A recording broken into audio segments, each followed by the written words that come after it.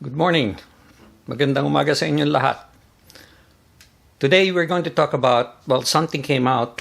This is supposed to be an official pronouncement from the Philippines regarding the requirements for Filipinos coming back to the Philippines. This is what you will need. Stay with me. We'll go through it.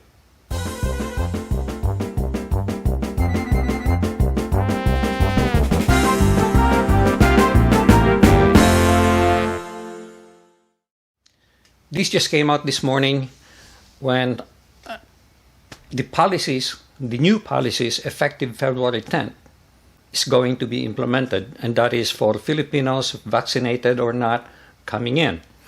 I have a lot of questions. For example, this pronouncement was given specifically for Filipinos. One, I assume, by the way, if I'm making an assumption, I will let you know. If it is official, it is official. If it's an assumption, I will let you know. I assume when they talk about Filipinos, they're also referring to former Filipinos, meaning the balikbayans, not only the Filipino citizens. The other thing is they did not mention anything about foreigners, so maybe there is nothing yet for foreigners, specific requirements for foreigners, but this is specifically for Filipinos. Also, how about a Filipino spouse traveling with a foreigner spouse? How will that apply? I don't know. My assumption is, if they're married to a Filipino spouse, they're considered a Filipino family.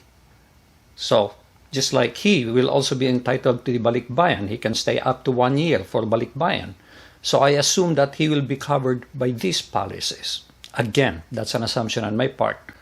But let's go through it in detail. All inbound Filipinos must register with One Health Pass. That's one of the questions I had. Do we need to register? And I understand it's fairly easy anyway, but you cannot register until about 3 days before departure. I would make it 1 day before departure, because I heard that you will be required to upload your proof of vaccination and also maybe again, these are assumptions because I did not get details on this yet. You may be required to update or upload, I should say, your rt-pcr test. I don't know, but you are required to register in the One Health Pass. It's a simple, maybe 3-page, you fill out your name, address, and everything. But while we are on this matter, one of the problems in the Philippines is they require you to put your telephone number. But see, I had the telephone number when I was in the Philippines. I left for 2 years. My phone number is gone. So when I get there, that's when I have to apply for a telephone number. So what are you going to do if you don't have a phone number? You may not even have an address. The first suggestion, this is my suggestion, this is not official, but this is my suggestion, is if you're going to a cousin, to an in-law, to a parent or whatnot, use their address and phone number. I also receive a question, I'm a tourist. There is no permanent address and I don't have a phone number. You know where you're going to stay, your final destination, that is going to be your address. So if you made a reservation in a hotel, make sure you have the exact address and telephone number, and use that telephone number too. What can I say? Once you get to the Philippines, this is just for them to be able to contact you anyway. So as long as you're going to stay in that hotel, they'll be able to contact you, and if you checked out, you're gone, they will know, and hopefully you'll put your forwarding address or phone number there in their record so they can track you in case they need to track you. But they require that, and that is what I suggest you do. Okay? That's for the One Health Pass. Effective February 10, and this is not effective until February 10th. We have few days. So this is very specific. Entry protocol for all Filipinos coming from foreign country. By the way, the link down below is going to send you to the announcement being made regarding this, but it is in Tagalog. So if you don't speak Tagalog, you might as well listen to this. But If you don't speak English as well, you might as well use the Tagalog version, which you can click down below. Or if you want to verify something I'm saying, you can click down below and look at it, okay? So, effective February 10, entry protocols for all Filipinos coming from a foreign country. For fully vaccinated, okay, we'll make a distinction between vaccinated and unvaccinated, okay? For fully vaccinated Filipinos, negative rt-pcr test taken within 48 hours of departure from foreign country without regard to layovers, provided she has not left the airport. So, for example, me, I'm leaving from Philadelphia. There is no direct flight from Philadelphia to the Philippines. I have to go to New York. Then from New York, I could get a direct flight. But sometimes there's even a layover in Taiwan. So, my departure point is Philadelphia. New York is just a layover. Now, it's different. Suppose I go to New York and then, even for one day, I went to visit my son, then went back to the airport to get another flight going to the Philippines. That is not a layover. So at that point, my departure point will be New York. And that is the timing, okay, in terms of getting the 48 hour, that is where it's going to count. Hopefully this is understood. Now, if you're leaving from one state to another state to another state, then go to the Philippines, it's okay as long as that is a layover. You're not leaving the airport, you're there to get your connecting flight. Upon arrival in the Philippines, no facility-based quarantine is required if you are fully vaccinated, okay? But you have to self-monitor for 7 days from the date of arrival. Monitor is different from quarantine. Monitor, you just have to watch yourself, watch what you're, maybe take your temperature and make sure you're okay, but you don't have to quarantine. It's just self-monitor for 7 days.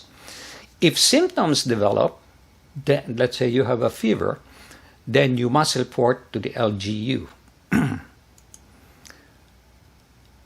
Fully vaccinated must receive a full dose, 1 or 2 depending on the vaccine, or 14 days prior to arrival. That means, and booster shot is not required. That means you cannot get, let's say, your second vaccine today or maybe one of Johnson & Johnson, and then tomorrow you leave.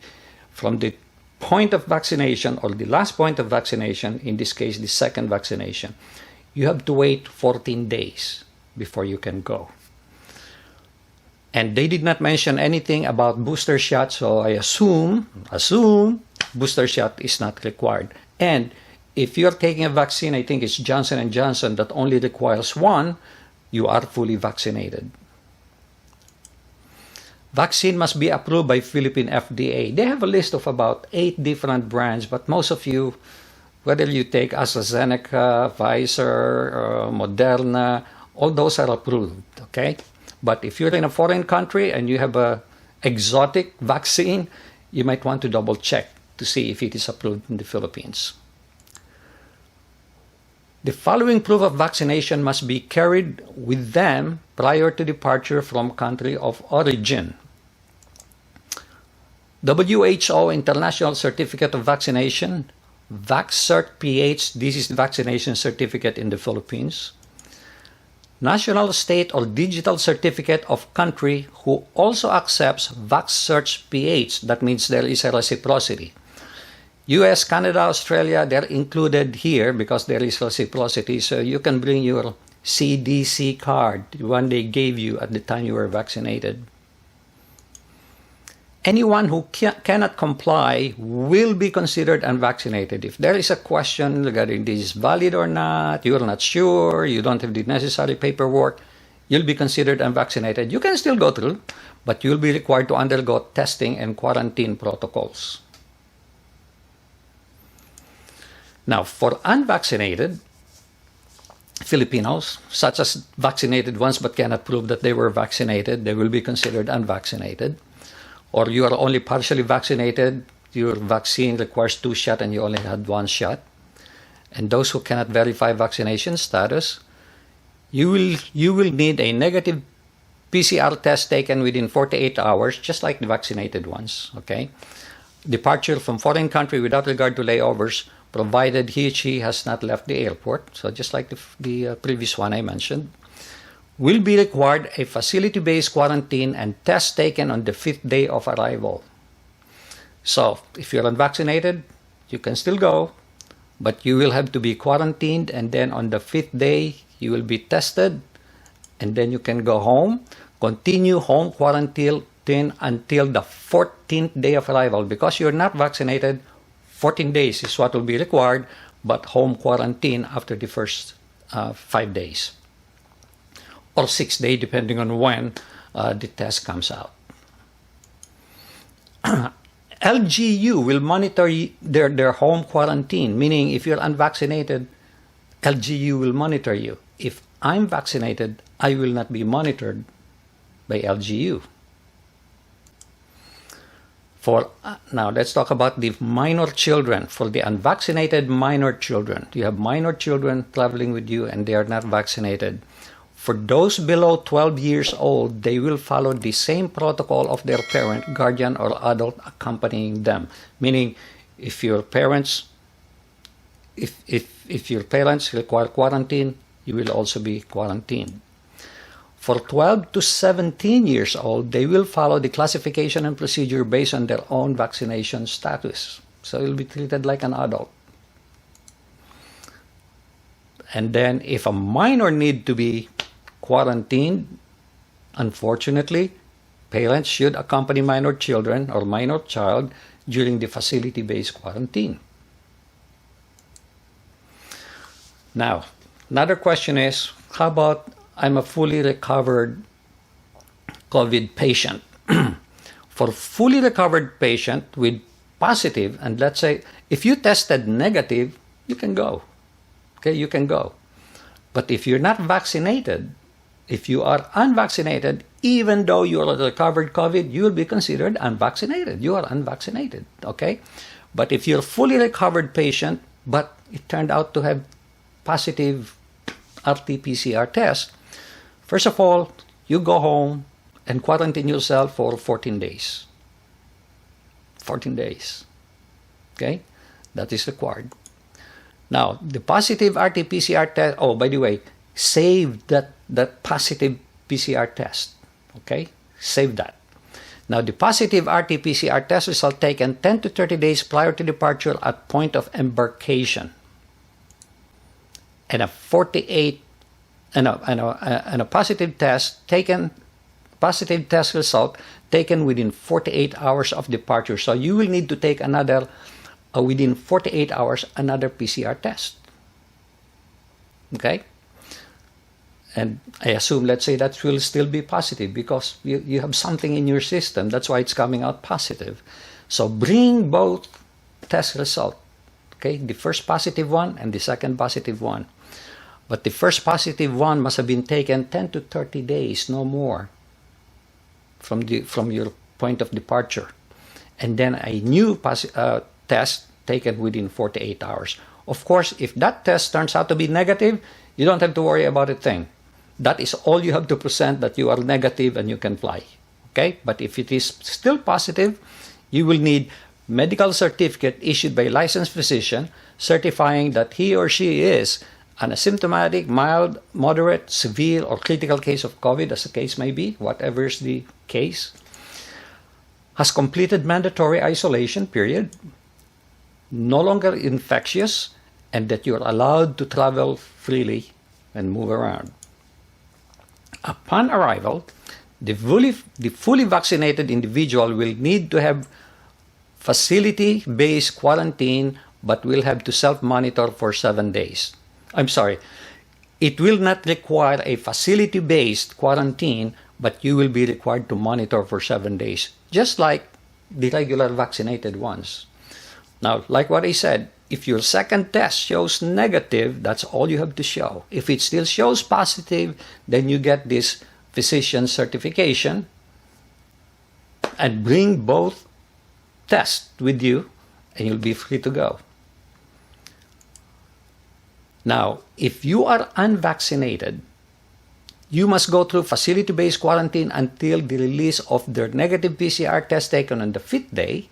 then they need to home quarantine until the 14th day of arrival. Now, the question here is, if you're constantly testing positive and you're unvaccinated, obviously on your PCR test, it will show positive.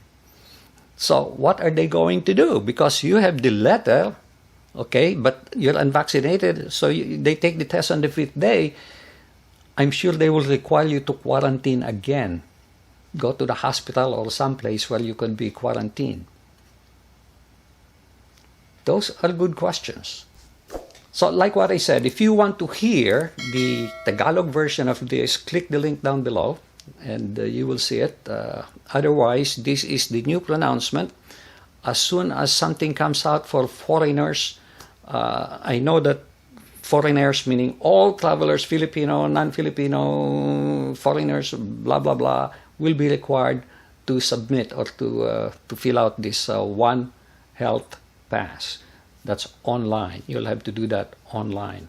And by the way, that online registration is going to generate a QR code for you, and I think that is what you're going to show to the Philippine immigration when you arrive in the Philippines.